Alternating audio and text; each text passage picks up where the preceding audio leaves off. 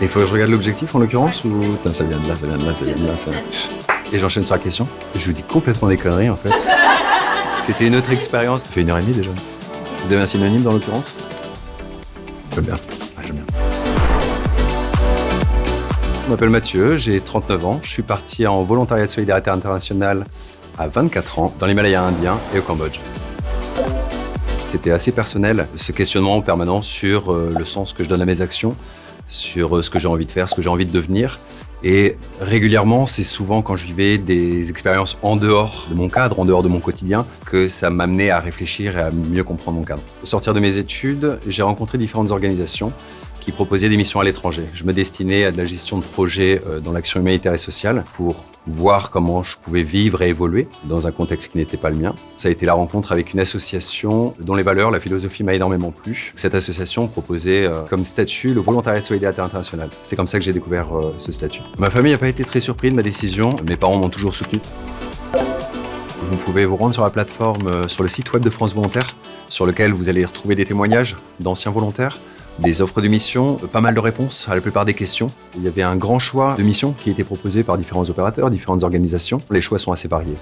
Les niveaux de responsabilité comme les niveaux d'engagement sont assez variés aussi. Dans mon cas, ça a été l'environnement, mais on pouvait retrouver des projets sociaux, culturels. Et donc j'ai choisi une mission qui correspondait un petit peu à mon cursus, à mes compétences et à mes envies. Il n'y avait pas de destination spécifique qui me plaisait. J'ai un attrait personnel pour l'Asie. Ce qui m'intéressait, c'était surtout le projet, l'objet de la mission et l'association avec laquelle je partais.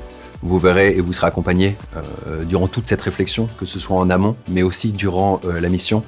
C'est un cadre très sécurisant. Vous êtes pris en charge financièrement, matériellement. Vous avez un accompagnement. Si vous en avez l'envie et si pour vous ça a du sens, vraiment n'hésitez pas. Je me suis rendu compte que le plus dur, c'était le premier départ. Une fois que vous l'avez fait, le reste est vraiment très simple. J'ai décidé de partir juste après mes études dans une logique de professionnalisation. Donc sur un projet qui était solide, qui avait du sens et surtout qui a été co-construit par une association française avec laquelle j'ai été en lien pour commencer, mais surtout avec des partenaires locaux. On a actuellement des communautés qui se retrouvent isolées, sans accès à la santé et avec un sentiment de perdition. Notre rôle, pour prendre cet exemple spécifique, était de permettre le maintien de ces savoirs, la documentation de ces savoirs et le transfert et la diffusion. Plus concrètement, ça prenait la forme de rencontres de médecins traditionnels qui habitaient dans différentes vallées. Le but, c'était d'améliorer l'accès à la santé dans les zones isolées. Dans l'Himalaya indien, par exemple, la problématique est l'accès aux soins et la présence de praticiens, de soignants. Et on avait bien sûr un volet de protection de l'environnement. Les plantes médicinales étant la base de la pharmacopée de la médecine traditionnelle tibétaine, il était impératif qu'on ait des projets de conservation et de culture. J'ai ramené des objets du terrain. Le premier, c'est un journal transhimalayen. Pour que vous compreniez les projets qu'on menait, quand on réunissait les médecins traditionnels, on documentait ces savoirs. Le fait de réunir, de collecter toutes ces informations, permettait ensuite de diffuser l'information dans toutes les vallées. On n'avait pas accès à Internet là-bas, et donc le papier était vraiment la solution la plus simple. Et enfin, un dernier objet qui m'a aussi beaucoup suivi, qui m'a fait comprendre que t'as beau venir avec ton équipement, tu vas dans un endroit qui n'a rien à voir avec le tien, et donc il va falloir commencer à s'inspirer de comment vivent les gens pour pouvoir, toi, vivre ensuite sur place. Et c'est ce qu'on appelle un krama. Un krama, c'est une écharpe cambodgienne qui se porte traditionnellement autour du cou, qui sert à tout, à se laver, à s'essuyer, à se tenir chaud, bien qu'on n'en ait pas souvent besoin sur place. Et c'est aussi une arme pour les arts martiaux traditionnels khmer.